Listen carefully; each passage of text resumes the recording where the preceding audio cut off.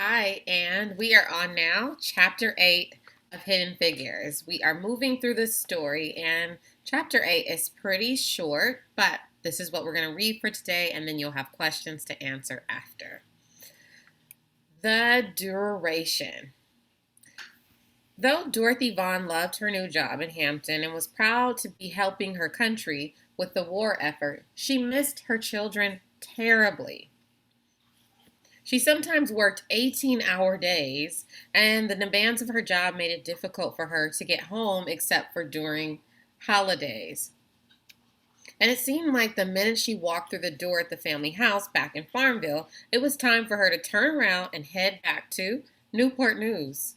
When she could go home, the back and forth lifestyle was taking a toll. Dorothy wanted something more permanent. Like most of the computers at the Langley Memorial Aeronautical Laboratory, Dorothy was a temporary War Service employee. She didn't know when or if the laboratory would offer her a permanent job. Dorothy knew what she wanted her future to look like, so in July 1944, she signed a lease on a two-bedroom apartment in Newsome Park. Dorothy wanted her children eventually to live with her for good in Newport News. This two-bedroom apartment would be a start. But finding the right house didn't or hadn't been easy. There weren't enough homes available to meet the demands of the growing African American population. Dorothy chose a neighborhood near where she had been living for the previous 9 months. It included black families from all income levels. Domestic workers lived next door to doctors, lawyers next to laborers, small business owners next to civil servant mathematicians. All were welcome. Dorothy's new home was identical to the 1,199 others that have been built in the same subdivision. So a subdivision is a place that's just made for people to live. So their homes built in a certain area, a certain type, and they usually look the same. Newsome Park was also designed to keep morale high among the wartime workers who had to work long hours under stressful conditions. The Newsome Park residents loved that their neighborhood had a community center with a kitchen and a banquet room for club meetings and basketball and tennis courts. They eventually had a baseball diamond, and the shopping center included a grocery store, drugstore, barber shop, beauty parlor, cleaners, and a TV repair shop. A nursery school and a new elementary were in walking distance from her new apartment. Dorothy's mother-in-law tried to discourage the move. "You're not going to take my babies," she said to Dorothy. Dorothy appreciated her mother-in-law's help all the months she'd been away, but now she needed her children to be close to her. A year after Dorothy left Farmville, her children moved into the apartment in Newsome Park. They started at Newsome Park Elementary School in the fall of 1944. Her husband continued to travel with his job as a bellman. He came down to visit when he could, but he didn't stay long. Victory over Japan. By 1945, 5 out of 10 people in southeastern Virginia worked for the government. That's half. Housing development sprawled for miles. The community was built around the business of war, but people were starting to wonder what a defense industry boomtown would become during a time of peace. The answer came on VJ Day, Victory over Japan Day. On August 14, 1945, at 7 p.m., newscasters announced that World War II was over.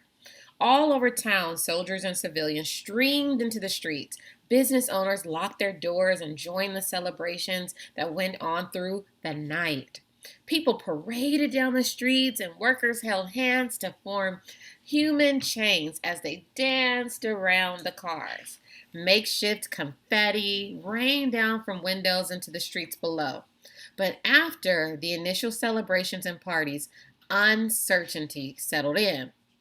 3 weeks after VJ Day, the Norfolk Journal and Guide reported layoffs of 1,500 Newport News shipyard workers and a decrease for women workers, both white and colored. So, layoff means that you're not fired, but you no longer can work at the position because there's not funds to provide to support you working there. Some women looked forward to going home. Others enjoyed their jobs and their paychecks, and they didn't want to go back to the traditional female roles in the kitchen and nursery. Many husbands will return home to find that their helpless little wives they left behind have become grown, independent women, wrote a female columnist in Norfolk Journal and Guide. So they got these things called pink slips. And so if you hear of a person earning or getting a pink slip, it's usually saying that they're laid off. It's not a firing. Post-war prejudice. Almost immediately after VJ Day, some employers returned to their policies of not hiring African Americans. With the labor market changing, the dream that many black leaders had of establishing permanent economic opportunity began to slip away. No one was more opposed to opening hiring policies to African Americans than Virginia's Democratic Senator Harry Byrd, who called the policy the most dangerous idea ever seriously considered. Byrd's family had built a newspaper and apple growing fortune, and he treated segregation as a religion.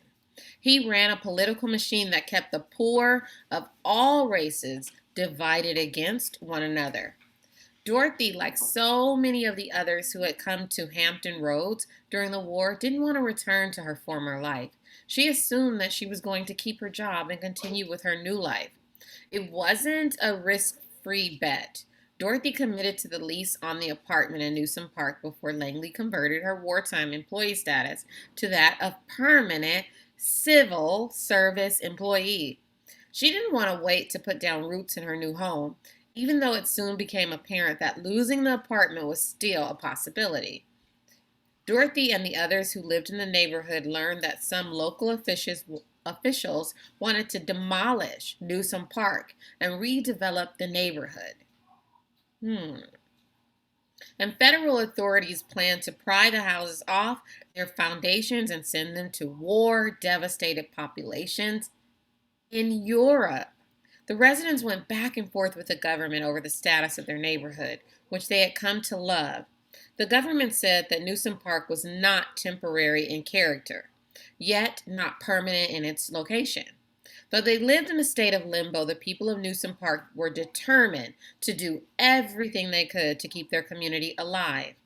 Life in Newport was an adjustment for Dorothy's children, who missed their small-town freedom and the space at the big house in Farmville. But as the months passed, the family settled in. Dorothy had become quite close to her fellow West computer Miriam Mann. They were friends both at work and at home, and their families had become like one large extended family. When Dorothy and Miriam learned that the famous African-American singer Mary Ann Anderson was going to perform at Hampton Institute, the women made plans for their families to go together. On the day of the performance, Dorothy looked over at her children, who were entranced by Anderson's beautiful voice. Dorothy knew this moment was the one her family would never forget. She knew they were home. And so this is the end of chapter 8. You will do the activity afterwards. And as you go through this, I want you to think about this. What is segregation? What is being laid off? And what is living in limbo? So those are 3 concepts or themes that were throughout this chapter. Can you think about those as we get ready for the next chapter? Bye, Hive.